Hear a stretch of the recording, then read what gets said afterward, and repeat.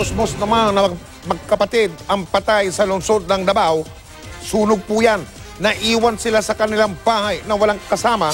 Nakatutok si Tek Ocampo ng GMA Davao.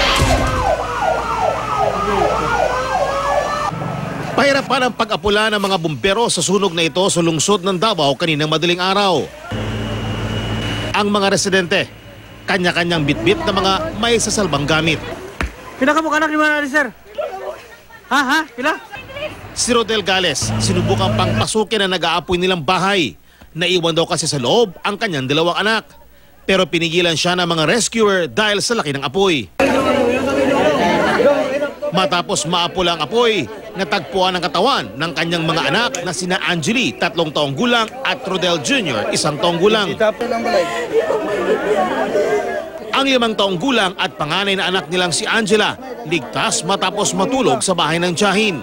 Kwento ng ama ng mga biktima, sandali lang daw siyang umalis ng bahay para maghatid ng pagkain sa misis na nooy naka-duty bilang lady guard. May pinagbilinan din daw siya sa mga bata pero umalis din daw ito. Kwento ng mga residente, agad kumalat ang apoy dahil dikit-dikit lang ang mga bahay. Ikalayo nag-ulbo man. Ang ilang residente, wala na nga raw na salbang gamit. Ayon sa Bureau of Fire Protection, sa bahay ng isang Norberto Alboruto nagsimula ang apoy. We know for a fact nga kani si Alboruto Nagpapabaya daw si Alboruto ng mga taong nakikabit ng kuryente sa kanyang bahay. Kaya malaki raw ang posibilidad na ito umano ang sanhi ng sunog.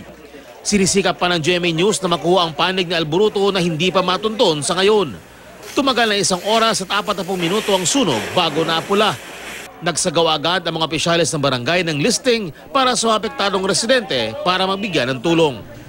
Mula sa Davao City, Tek Ocampo, nakatutok 24 oras.